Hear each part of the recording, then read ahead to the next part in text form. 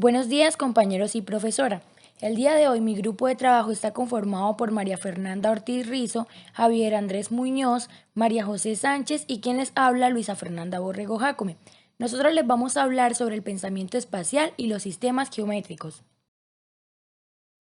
Para entender un poco más el concepto de pensamiento espacial y sistemas geométricos, empezaremos hablando de que anteriormente en la matemática no se le daba la importancia necesaria a la geometría, ya que pues estaba en un proceso de adopción de la matemática moderna. ¿Qué es la matemática moderna? La matemática moderna fue el cambio que se hizo bastante drástico en la forma en que se enseñaban matemáticas. Howard Gardner hace en su teoría de las múltiples inteligencias un aporte bastante importante, ya que él considera que una de estas inteligencias es la espacial y pues esta se basa para él en imaginar, visualizar y representar imágenes de manera mental. Y pues esta inteligencia de cierta manera ayuda a resolver problemas de orientación, ubicación y distribución de espacios. Luego de esto pues se empezó como tal a hacer una renovación curricular, la cual avanzó y se dio como propuesta empezar a trabajar la geometría activa, ya que pues esta en sí ayudaba a restablecer los sistemas geométricos que se habían dejado a un lado y pues de esta manera también contribuían al pensamiento espacial, ya que este pensamiento es un proceso cognitivo donde se construyen representaciones mentales de objetos del espacio, sus relaciones y sus transformaciones. Además, pues los sistemas geométricos en sí también buscan como la interacción y la exploración activa con la capacidad práctica de que el estudiante se desarrolle y conozca el espacio.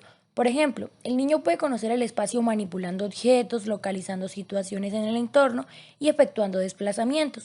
Por lo tanto, el estudio de la geometría activa en la escuela debe favorecer las interacciones, de actuar y argumentar sobre el espacio, partiendo de palabras, gestos y movimientos corporales.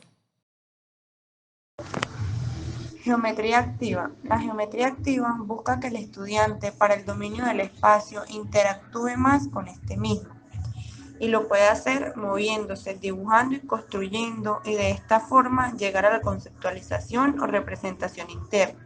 La geometría activa es una alternativa para restablecer el estudio de los sistemas geométricos como herramienta de exploración y representación del espacio.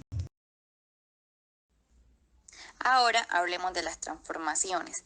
Gran parte de la geometría se ha ocupado del movimiento de las figuras geométricas desde una posición a otra y de cuando cambian el movimiento, el tamaño o la forma. Las figuras geométricas han ocultado por mucho tiempo el origen activo y dinámico de los conceptos geométricos y dejaron a un lado las transformaciones. Los sistemas geométricos se redujeron a sus componentes como puntos, planos, rectas y figuras compuestas por ellos y quedaron solo con la estructura dada por las relaciones pues ya mencionadas. Cuando se estudian estas transformaciones se debe comenzar por los desplazamientos que se pueden hacer con el propio cuerpo, es decir, deslizando objetos y figuras sobre el plano del piso, del tablero o el papel. Con esto podemos ver cuándo conservan la dirección, la orientación, cuáles cambian y sin definir verbalmente ninguna de estas transformaciones. Como un ejemplo y como una comprobación que ya se ha hecho con los maestros es la dificultad que se tiene para distinguir esos aspectos activos que los niños sí pueden captar de manera inmediata y se propone que se trabaje la geometría por medio de transformaciones para que se ayude a la exploración activa del espacio y también a desarrollar sus representaciones en la imaginación y no solo en la imaginación, sino también en el plano del dibujo. El ángulo. Normalmente los niños de primero, segundo y tercer grado, pues ellos saben y conocen lo que es dar una vuelta, ya sea en una dirección en específico o también puede ser de una manera autónoma. Y de esta forma se puede ver que el niño puede entender que al dar una vuelta, un cuarto de vuelta, media vuelta, y marcar el punto de partida al punto de apertura de ese ángulo, se puede observar la amplitud, o sea, que deja dicho ángulo y que él pues lo plasme en su cuaderno pues recordando el movimiento ejecutado. Dentro del desarrollo del pensamiento geométrico, este tuvo pues una evolución bastante lenta, pero el modelo de Van Hill nos habla con mucha exactitud la evolución de este proceso o de este pensamiento, y él propone 5 niveles para el desarrollo del pensamiento geométrico. En el primer nivel, este nivel es llamado de visualización o también llamado familiarización. Aquí el niño percibe las figuras como un todo, sin distinguir por lo menos sus partes o sus formas. Por ejemplo, un niño de 6 años puede conocer un cuadrado o un rombo o un rectángulo, pero él no sabe que pues el cuadrado es un tipo especial de rombo. Él únicamente va a observar las figuras y para él pues van a ser muy diferentes.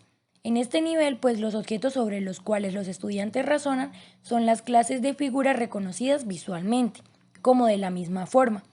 El nivel 2 es el nivel llamado de análisis, de conocimiento de las componentes de las figuras de sus propiedades básicas. Entonces, para la comprensión de estas propiedades se parten pues, de actividades prácticas, como por ejemplo mediciones, dibujos y demás. Entonces, por ejemplo, un niño sabe que un rectángulo pues tiene 4 ángulos rectos y que sus diagonales son de la misma longitud, al igual que sus ángulos opuestos. Entonces, el niño es capaz como tal de reconocer los pares de los ángulos opuestos. Él en su mente va a crear conjuntos para de esta manera determinar las diferentes propiedades que puede encontrar. Y en este nivel, los objetos sobre los cuales los niños razonan son las clases de figuras. Ellos piensan en términos conjuntos de propiedades que se asocian con esas figuras. El nivel 3, que es llamado de ordenamiento de clasificación, es donde los estudiantes empiezan a clarificar los conceptos y a distinguir las formas como tal para poder pues dar una cierta relación u observar dichas semejanzas como sus propiedades. Para explicar mejor esto, por ejemplo, un niño empieza a deducir que el cuadrado ya no es un rombo con propiedades adicionales. Él empieza a deducir que el cuadrado en sí pues, puede ser un rombo y va a tener unas propiedades adicionales al momento de él observarlo. Y en este nivel, pues, los objetos sobre los cuales los estudiantes razonan son las propiedades de las clases de figuras. El nivel 4 es ya el de razonamiento deductivo. Acá el niño empieza a entender los teoremas, explicaciones y definiciones, pero pues no es un entendimiento total de dichas explicaciones. En el nivel 5, que es el último, que es llamado el de rigor, aquí es donde los estudiantes logran entender de manera eficaz todos los problemas matemáticos, las definiciones, teoremas de la geometría, y ya pueden estudiar como tal esta misma sin modelos de referencia o plantillas por las cuales ellos se puedan guiar para dar una explicación. Representación bidimensional del espacio tridimensional. Otro de los aspectos importantes del pensamiento espacial es la exploración activa del espacio tridimensional, es decir, los objetos sólidos ubicados en el espacio. Normalmente en la enseñanza no se incluye la representación de objetos de forma tridimensional, sino de manera bidimensional, partiendo de libros o dibujos. Esta hace que el aprendizaje de los estudiantes sea un poco más complejo al momento de la comprensión. Existen distintas formas de representación de los objetos de la realidad, y una de ellas es el dibujo. Por ejemplo, el dibujo en perspectiva. Se puede usar con mucho provecho para proyectar objetos tridimensionales. Ahora hablemos de las transformaciones. Gran parte de la geometría se ha ocupado del movimiento de las figuras geométricas desde una posición a otra y de cuando cambian el movimiento, el tamaño o la forma. Las figuras geométricas han ocultado por mucho tiempo el origen activo y dinámico de los conceptos geométricos y dejaron a un lado las transformaciones. Los sistemas geométricos se redujeron a sus componentes como puntos, planos, rectas y figuras compuestas por ellos y quedaron solo con la estructura dada por las relaciones pues ya mencionadas. Cuando se estudian estas transformaciones se debe comenzar por los desplazamientos que se pueden hacer con el propio cuerpo, es decir, deslizando objetos y figuras sobre el plano del piso, el tablero o el papel. Con esto podemos ver cuándo conservan la dirección, la orientación, cuáles cambian y sin definir verbalmente ninguna de estas transformaciones. Como un ejemplo y como una comprobación que ya se ha hecho con los maestros es la dificultad que se tiene para distinguir esos aspectos activos que los niños sí pueden captar de manera inmediata y se propone que se trabaje la geometría por medio de transformaciones para que se ayude a la exploración activa del espacio y también a desarrollar sus representaciones en la imaginación, y no solo en la imaginación, sino también en el plano del dibujo. Podemos concluir entonces que pues el pensamiento espacial y los sistemas es como la manera en donde se trata de actuar y argumentar, ya sea pues en el espacio, ayudándose con modelos y figuras, con palabras del lenguaje ordinario, también pueden ser con gestos y con movimientos corporales. Y para lograr este dominio del espacio se sugiere como el enfoque pues, de geometría activa, que parte de la actividad del alumno y su confrontación con el mundo.